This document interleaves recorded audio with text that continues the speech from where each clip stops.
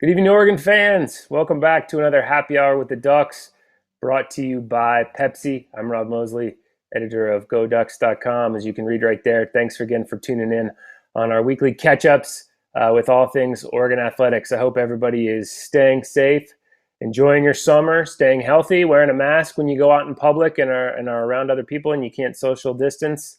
It's still a lot of uncertainty around the state of college athletics and the impact of this coronavirus pandemic.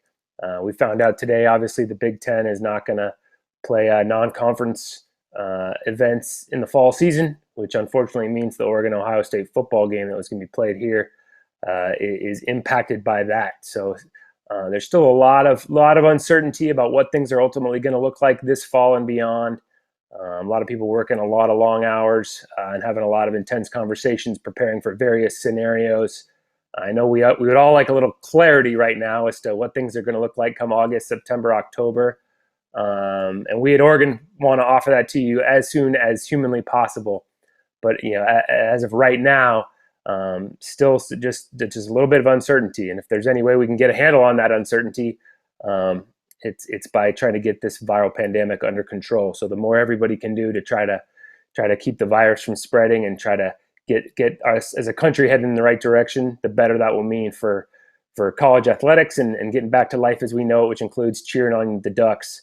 And so that's kind of the timeline we're operating on. I wish there was more certainty I could offer everybody, but everybody's doing what they can to prepare for all the potential scenarios that still exist out there right now.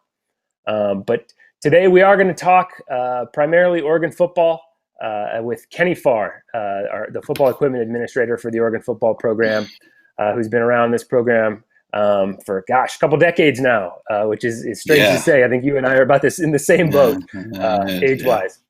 But welcome in, Kenny. Thanks for joining us. How you holding up? How are things been for you these past several weeks and months? Been good, back to work, which is a great thing, after a couple months being away from here and having all the players back. It's been nice just to like the families kind of getting back together under a little different circumstances. But man, it's just great to see the guys back and, their smiling faces. And it's been really good to have we had 20 freshmen show up here a couple weeks ago. And, that's always an interesting time just to meet those guys. You get to know them a little bit during the recruiting process, and then just to have them actually show up on campus and get to spend some time with those guys. It's been awesome, man, to see everybody. Yeah, I'm definitely envious of you getting to be around the guys and get that sense of normalcy. I miss, only having 4 spring practices. For me, that's my primary a time to be around the guys and get to know them and enjoy their personality. So I definitely envy your chance to do that. You bring up an interesting point with the freshmen being around. You really get a true sense of who these guys are quickly in terms of how responsible they are about kind of, getting gear from you checked out and getting it checked back in to get cleaned and all that.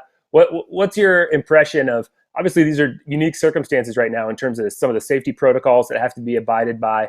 How are the guys handling it? How are they pushing through this in terms of these new protocols that have to be implemented?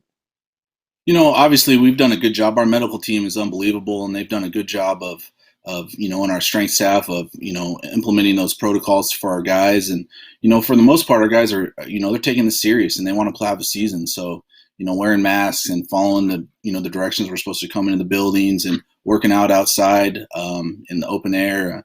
And all the things that we're doing is just to, try to give us the best chance to keep our guys healthy and have a successful football season. As for the freshmen, those guys have done a great job acclimating to our culture and kind of getting to know what we do here and how we do things and the seriousness we take into our training and our off-season programs. And, those guys have done a good job. I got a good story yesterday. I fit Justin Flo for his shoulder pads, and one of the first times ever I've had a guy tell me, usually guys want like smaller, the smallest shoulder pads that fit them correctly. And Justin Flo told me he asked for bigger shoulder pads because he likes to hit people really hard. So I was like, okay.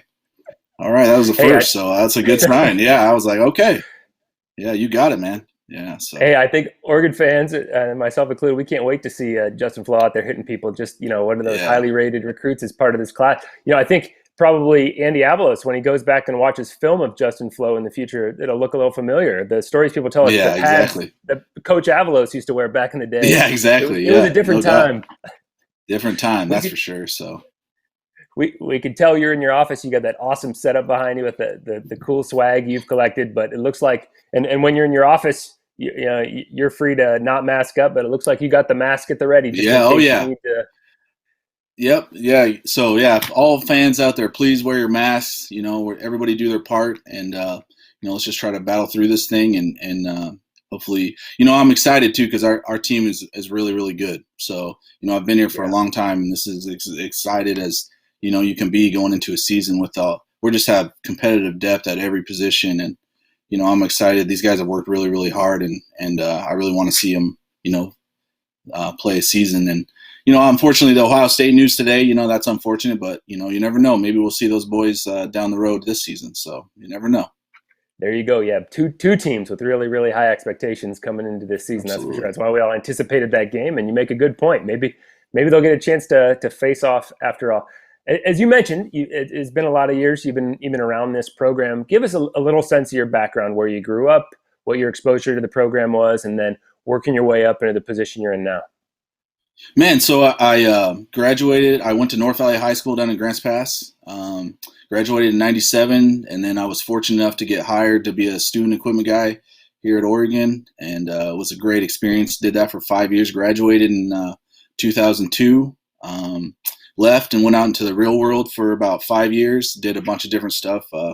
Managed retail stores and sold mortgages and a bunch of different things. And then when baseball came back, I came back up here in 2008, July of 2008, to work for baseball, and I did that for a season, and then came and Coach Kelly brought me over to football, man. And I've been here since, so it's been a great run, man.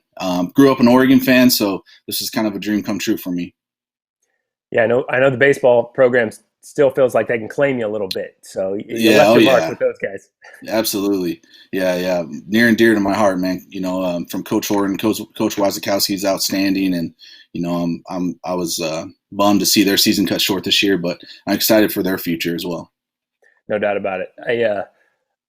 I was impressed when we mentioned, we started promoting the fact that you were going to be talking with us tonight, how many of your former student equipment managers chimed in with kind of tongue-in-cheek questions about Oh, most yeah, related to their own personal tenure on your yeah, staff. But exactly. it struck me just the kind of the family atmosphere that clearly you guys create in that room. You spend a lot of time together. Just what sort of relationships do you guys form in there? Well, we spend, those guys, the students they do a tremendous job for me. And, every year those guys give up about half their summer to come in here in the end of July and work for 2 months, just getting ready for the season to start.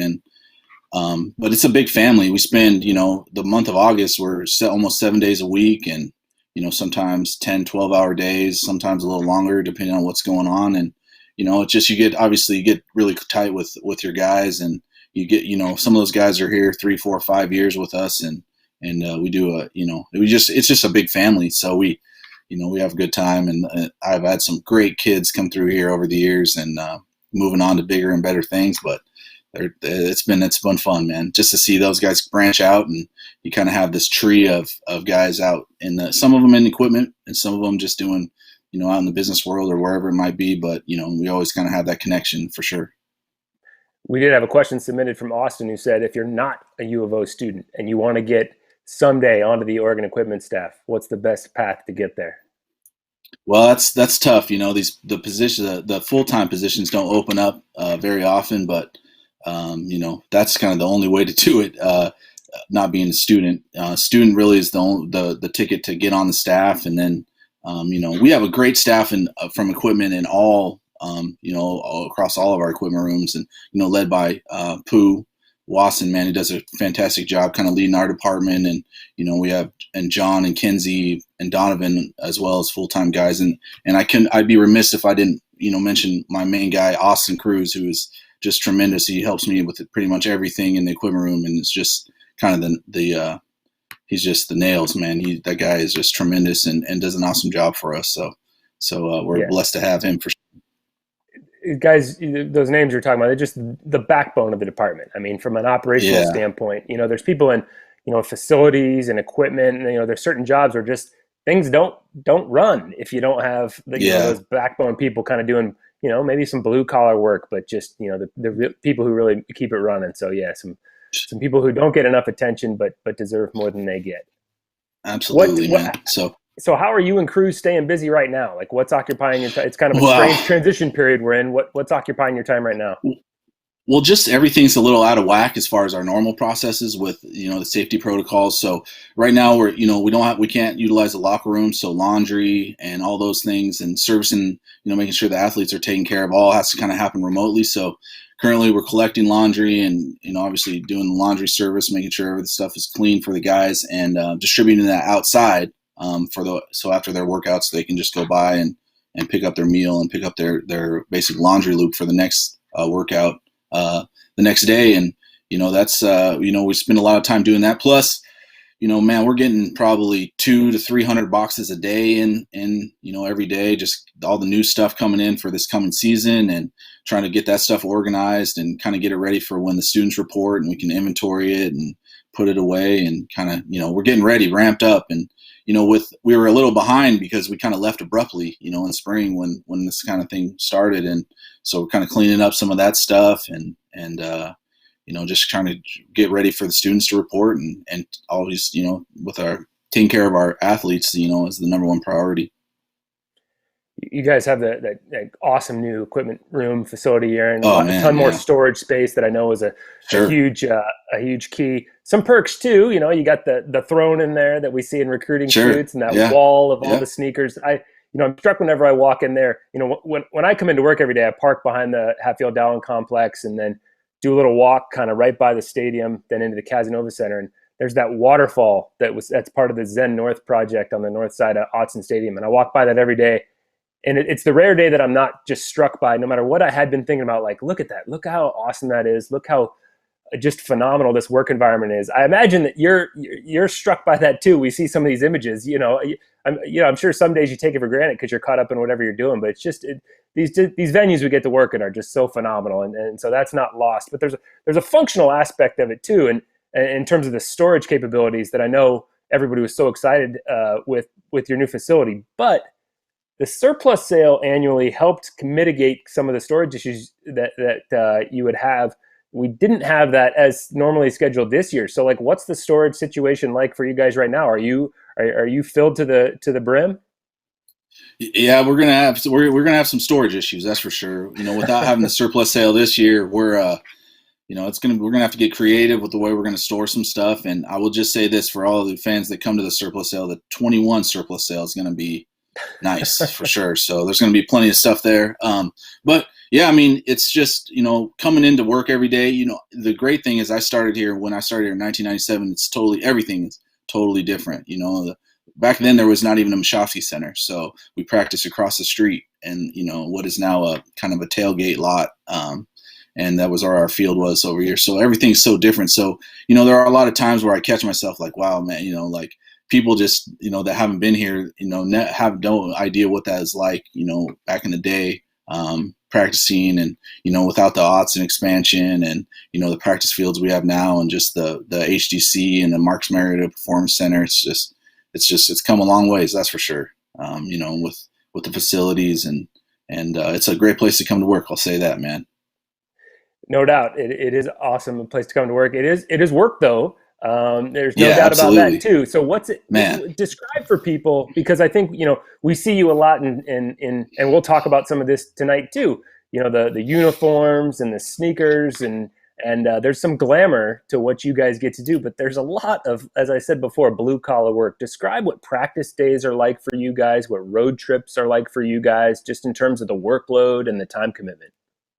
Really it's it takes a lot of planning. So, I would say like an average day is we'd have a staff meeting the night before, around 5 p.m. and coach would kind of go over the practice plan for the day and all the needs. And usually, depending on the weather, he'll let me know what practice field we're going to be on. And at that point, it's kind of all hands on deck to make sure that everything is buttoned up for practice that day. And, our idea is to have the most efficient practice that we possibly can. And that means, our coaches never have to wait on any equipment or us to move things or a drill to be started on time. So to maximize the amount of reps we can get in practice, it's imperative that our guys do a good job. So that just revolves around a lot of planning and a lot of hard labor from our students and Austin and myself. So but average day, there's our students have a various amount of tasks. So some guys are doing laundry, making sure that everything's prepared for practice that day from a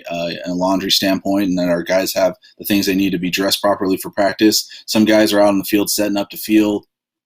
Some guys are in the equipment room just getting prepared for what we have post practice, and we'll go out there for about 2.5 hour practice and go from there, man. It's clean up after practice, collect laundry, start laundry, and then just start inventorying and issuing things for the players for the next day, and it's kind of rinse and repeat. A road game is much more intensive. So packing trunks and, doing all the logistical work with our TP Trucking, who's our trucking company, and making sure that, all the I's are dotted and all the T's are crossed to make sure that our road trips are go as seamless as possible.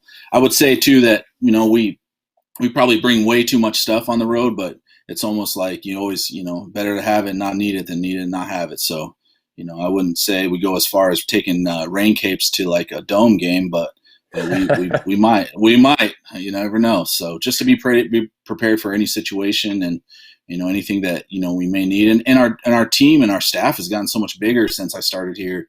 With the amount of staff members we have, and kind of how we travel, and just the efficiency that we have now. It takes that to run this operation correctly. On a road trip on a normal year, and who knows what it'll be like this year. We'll land in whatever city we're going to play in. We'll go to the hotel and immediately just go straight to the stadium to start unloading the truck and setting up the locker room, and usually there for about 2 hours.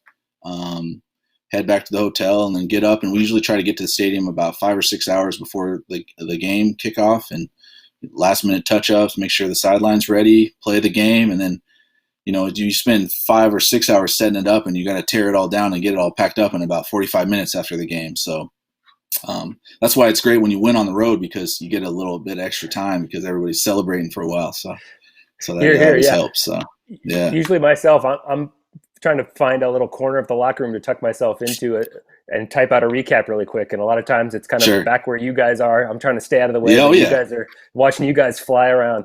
Yeah. You mentioned how efficient you guys want to practice. We weigh our players after every practice to get a sense for weight loss and fluid loss. I got to imagine some of your guys are losing some fluids on, some of those days too, because they really are moving around all over the place. Guys have to wear cleats because literally they're running from spot to spot to make sure drills are ready. And it's a symphony of movement. Absolutely. And it's tough too, when guys are their first year guys, is all of a sudden they're just kind of hit with a tornado and of how we do things and the culture that we've established here with Coach Cristobal. So there's just a high expectation for every department, including equipment. So you're always striving to meet that expectation every day, and that's the goal of obviously the team, and from me and my equipment staff for sure. All right, we mentioned we would talk about uniforms and some of the razzle dazzle too. So we got a few questions. People asked, what's your favorite uniform that Oregon has worn in your time? I think my favorite uniform. It's funny because I always kind of relate uniforms to the games and how the games went. Probably my favorite uniform we've ever worn was, I really liked the pick when we wore that against Washington, and obviously that was a big win. So that always just is like a little carrot on top. But also that kind of reminds me of when I was a student, because back then we just had one helmet. We didn't have the stripe on the top of the helmet, but we had the interlocking UO, and it just kind of makes me reminisce on those times when I was just a young buck, kind of coming up in the deal. But another uniform I really love is when we wore the anthracite uniform in 2012 against LSU. I thought that uniform really looked great, and unfortunately we didn't win that game, but that was an awesome looking uniform for sure, man. So the unfortunate truth is there's some pretty cool uniforms that we haven't seen more than once because they were in games that were not victories. Exactly. I love Yeah, I mean the uniform we're looking at here, the Yeah, Duck uniform from that Colorado game. I mean, I would have loved to see that enter the regular rotation. man. It was not to You be. know, it was that's an interesting story too. So Brandon McLemore, a former player here, who's somebody I work closely with up at Nike, man, and does a great job for us. He had pitched that idea probably 5 or 6 years before we actually did it, and and we finally came to light. And man, I really liked it too. I thought it was sweet, and that's one of the most requested uniforms we get from when recruits when they come on photo shoots. And the unfortunate part is we don't have a lot of that stuff left. As far as the orange tights and orange cleats, we usually don't rock with the orange too much around here. But Right.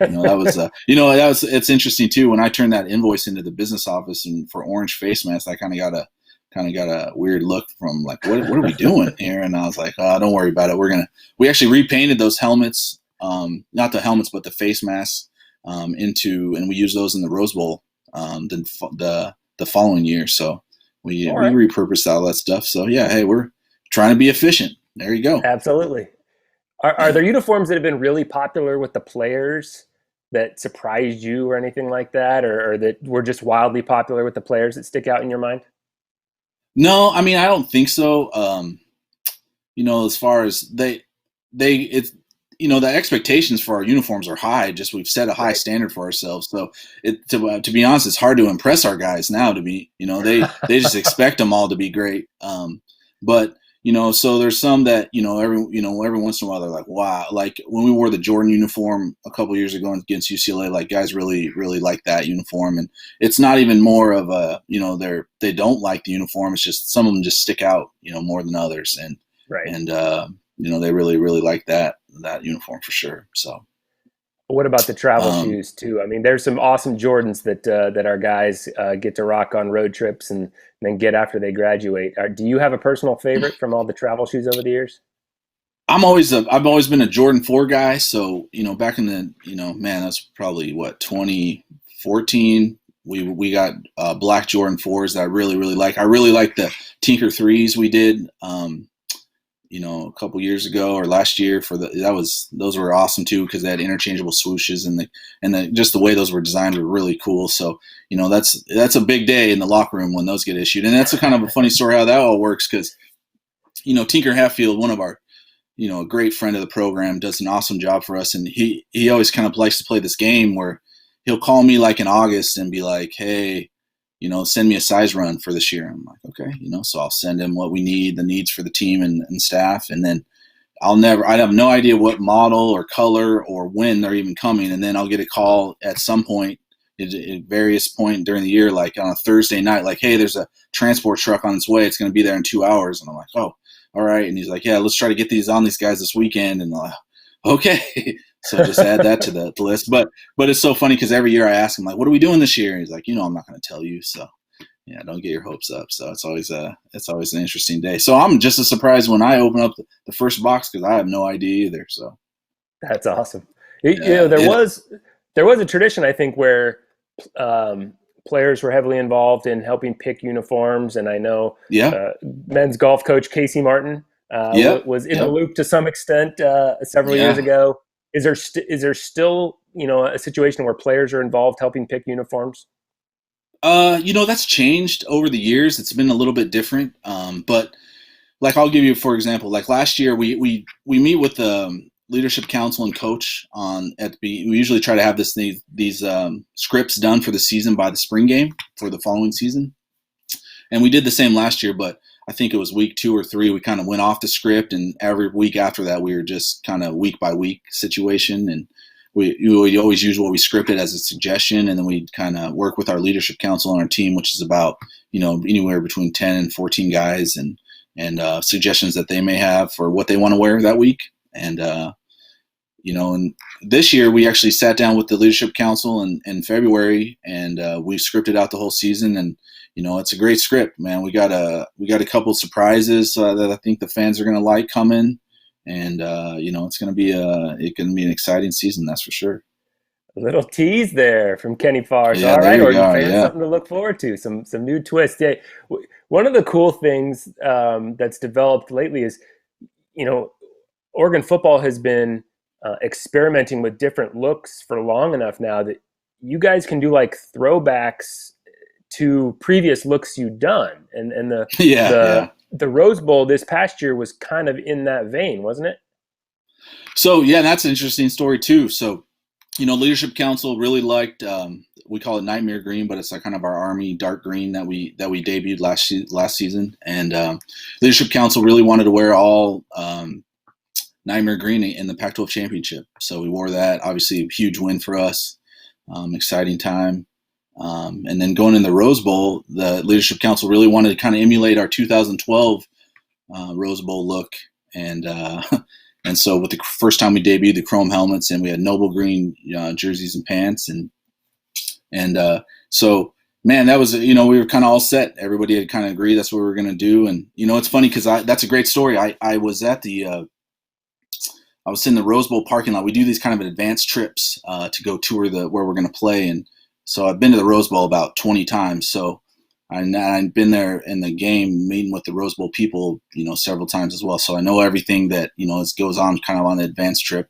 So I'm sitting in the parking lot, and I'm just thinking, man, it's the Rose Bowl. We got to do something special for this game, and so I just text my paint guy, and I was like, man, can we paint Nightmare Green wings on our chrome helmet? And he responded with, and mind you, this is like December 10th, and so we're about 3 weeks away from the game. And he's like, yeah, we can definitely do that. And I was like, all right. So I knew that was going to be a ton of work, and my students did a great job and got that done. But yeah, man, it was an awesome thing. It just that all came about in the parking lot of the Rose Bowl on about December 10th, and the guy overnighted me a sample. I showed it to Coach and Leadership Council, and they all loved it. And then obviously the game went our way, and Mother Nature helped us out in the game with some great, kind of red and purple optics from the sunset. And, man, it was an awesome way that whole thing came together. But it was nice to do something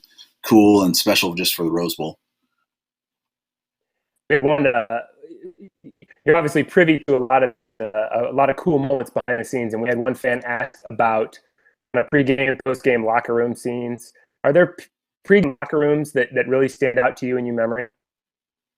Man, I'll tell you what, this last season we had some great locker room scenes. Man, unbelievable joy. But all road wins are awesome, especially just as much work as goes into all these games, and how hard our guys work, and everybody on our staff works, and to go out and have victory on somebody else's field, it's a special deal. And so but this year especially, man, like when we won at UW, it was awesome post game celebration, and then obviously the Pac-12 championship was unreal, and obviously the Rose Bowl, and it's different, like.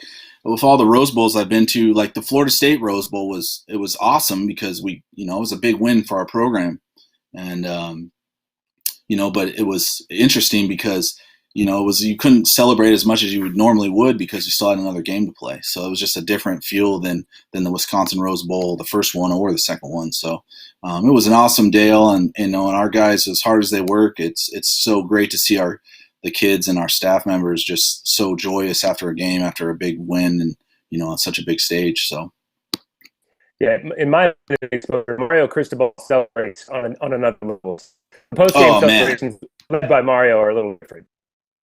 Yeah, but he works hard, man. So I'm grateful to see him, when he's happy like that. That's for sure, because his work ethic is second to none, and the intensity he brings to our team, and it permeates throughout our team, and I think our play and the way we play is evidence of that for sure. So, earlier, how are involved in kind of the design at this point for designing uniforms?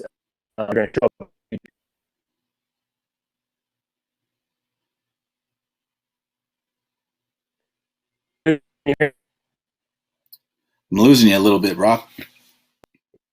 Yeah.